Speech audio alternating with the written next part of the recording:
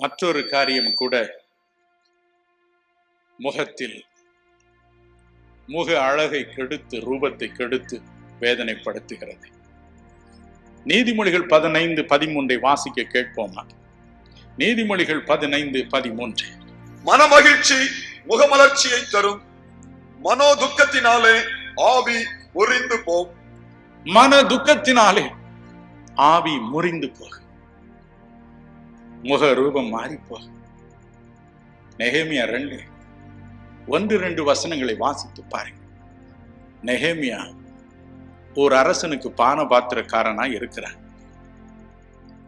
ஒரு நாளும் அவன் ராஜ சமூகத்தில் துக்கமாய் இருந்ததே இல்லை. ஆனால் ஒரு நாள் முகம் வாடி இருந்தது. உடனே ராஜா கேட்கிறான், நெகேமியா, உன் முகம் ஏன் இப்படி துக்கமாய் இருக்கிறது? ஏன் வாடி போயிருக்கிறது? இது உன் மனோ துக்கமே அன்றி வேறல்ல என்று கண்டுபிடித்து விட்டான். மனோ துக்கத்தினால் இருதயம் வாடி போ. யோபுவின் நண்பர்கள் அவன் உரு தெரியாமல் இருப்பதை கண்டு வியந்தார்கள். உண்மைதான், நோய் அவன் தோற்றத்தை மாற்றியது உண்மைதான். வேறொரு காரியம் அவன் மனதை, அவனுடைய முக தோற்றத்தை மாறும்படி செய்தது. கவலை. கவலை. யோபு 30:16 சொன்னான், என் ஆத்துமா என்னில் முறிந்து போயிற்று, என் ஆத்துமா என்னில் முறிந்து போயிற்று. யோபு 34:6 சொன்னான், ஐயோ என் காயம் கொடியது, அது ஆறாது, அது ஆறவே ஆறாது, என் காயம் ஆறவே ஆறாது. கலங்கி நின்றான். மட்டுமல்ல, அவன் சொல்கிறான் யோபு 16:16, இரவும் பகலும் அழுகிறதினால் என் கண்கள், என் முகம் அழுக்கடைந்தது, வீங்கி போயிற்று, விகாரமான தோற்றம் அளிக்கிறது. இரவும் பகலும் அழுகை. யோபு 10:17 சொன்னான், ஐயோ எனக்கு போராட்டத்தின் மேல் போராட்டம் வந்திருக்கிறது, நான் என்ன செய்வேன்?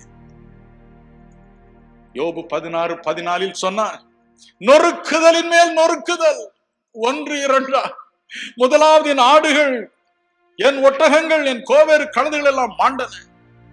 அடுத்து ஐயோ என் 10 குழந்தைகளும் அதே நாளில் மரித்து போனார்கள். ஒன்றன் மீது ஒன்றே, போராட்டத்தின் மேல் போராட்டம், நொறுக்குதலின் மேல் நொறுக்குதல்.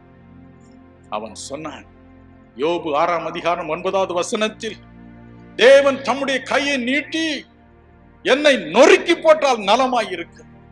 என் 10 பிள்ளைகளை நொறுக்கின அவர் என்னை நொறுக்காமல் விட்டது என்ன? என்னை நொறுக்கி போடும், எனக்கு இந்த வாழ்க்கை வேண்டாம் என்று. யோபு 7:15 பாருங்கள். ஐயோ யாராவது என் கழுத்தில் சுருக்கை மாட்டி என் கழுத்தை இறுக்கி என்னை கொன்றுவிட்டால் எவ்வளவு நலமாய் இருக்கும். என் ஆத்மா மரணத்தை விரும்புகிறது என்றார். கவலை. மனோ துக்கத்தினால் ஆவி முறிந்து போய் என் அருள்நாதர் இயேசு வைப்பார். ஏசாயா 53:4 என்ன சொல்கிறார்? அவர் தாமே நம்முடைய பாடுகளை ஏற்றுக்கொண்டார், நம்முடைய துக்கங்களை சுமந்தார். எல்லா மனிதருடைய பாடுகளையும் எல்லா மனிதருடைய துக்கங்களையும் தன்மேல் மகிழ்ச்சியோடு ஏற்றுக்கொண்டார். என் அன்புக்குரியவர்களே, இந்த வழியை நான் கடந்து போயிருக்கிறேன்.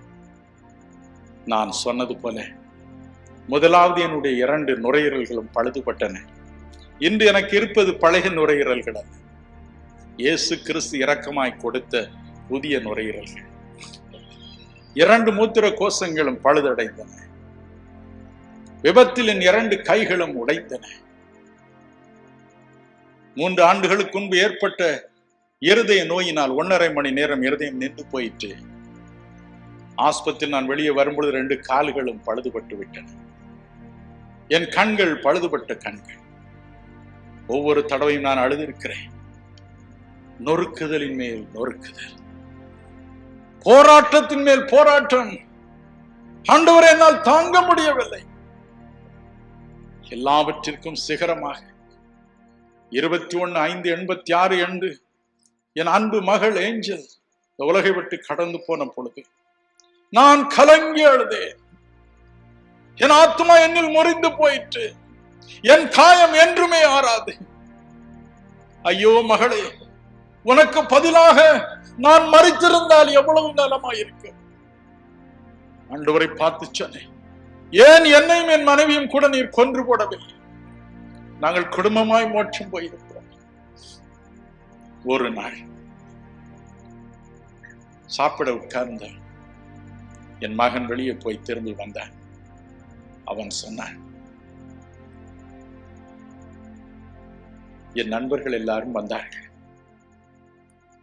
ஏஞ்சலுடைய நினைவு கூட்டம் ஒன்றிற்கு ஏற்பாடு செய்ய நான் போயிருந்தேன்.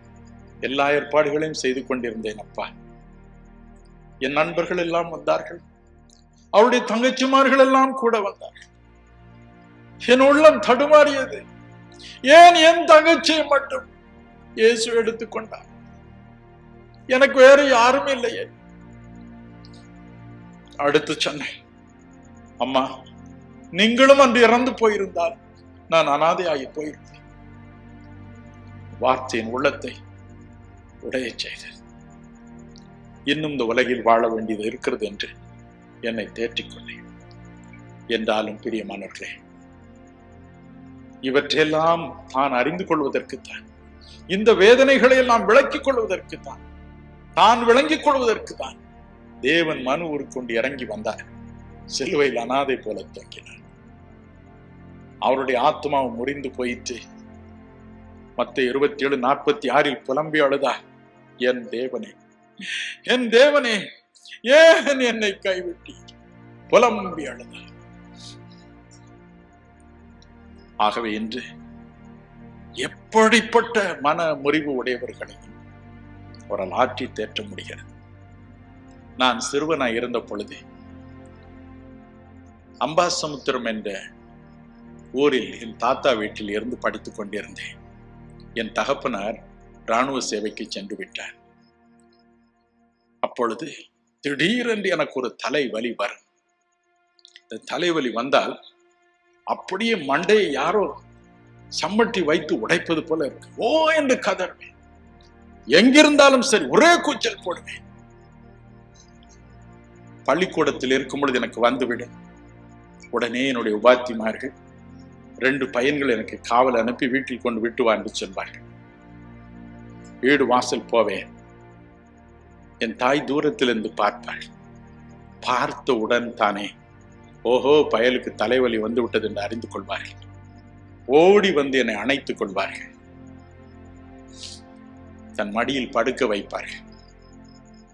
தன் வலது கையை என் தலையின் மீது வைப்பார்கள்.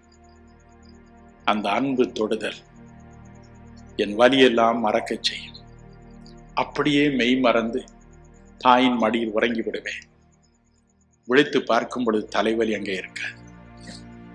அதன் பிறகு பல மருந்துகளை தலையில் போடுவார்கள். என் அன்பு சகோதர சகோதரிகளே, ஏசாயா 61:1 சொல்கிறது, அவர் இருதயம் நொறுங்குண்டவர்களுக்கு காயம் கட்ட வந்தார். இருதயம் நொறுங்குண்டவர்களுக்கு காயம் கட்ட வந்தார். ஆகவே நம்மை போல இருதயம் நொறுங்கினவர்களுடைய காயங்களை அவரால் சுலபமாய் கட்ட முடியாது. ஒரு பக்கம் புலம்புகிறோம், அழுகிறோம், ஏன் நான் மறிக்கவில்லை என்று புலம்புகிறோம். ஆனால் நம்மையும் அறியாமல் அவருடைய அரவணைப்பு வருகிறது. என் மகனுடைய திருமணத்தின் மூலம் இறந்து போன என் மகள் இவாஞ்சலினுடைய பெயரை உடைய வேறொரு பெண்ணை கொடுத்தார். அவளை எங்கள் உயிரை போல நாங்கள் வைத்திருக்கிறோம். மருமகளைப் போல அல்ல, மகளைப் போல, மகளை விட அதிகமான ஸ்தானத்தில் ஒரு நாளைக்கு 100 முத்தங்கள் அவளுக்கு கொடுப்பான். கவலையை மறக்க ஏதோ ஒரு வழியில் உங்களை தேற்றுவார். மனம் கலங்காதிருங்கள்.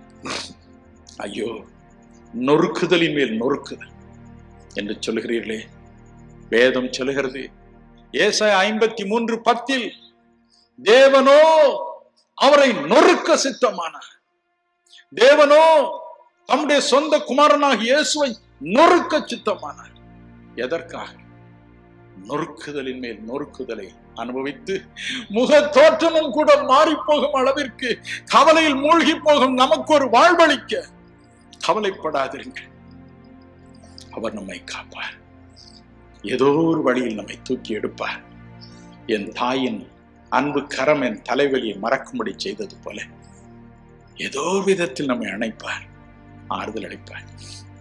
கவலைப்படாதே.